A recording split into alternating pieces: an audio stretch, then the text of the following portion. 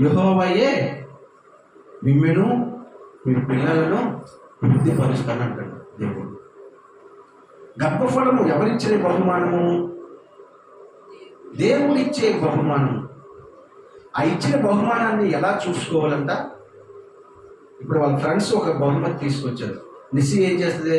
చాలా పదిలంగా దాచిపెట్టుకుంటుంది. ఎందుకు?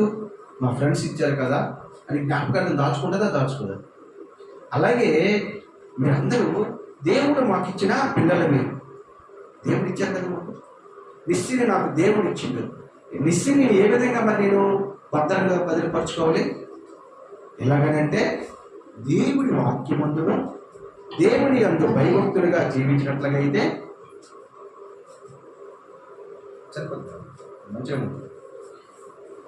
తల్లిదండ్రులు చేసిన క్రియలు బట్టి పిల్లలకు వచ్చే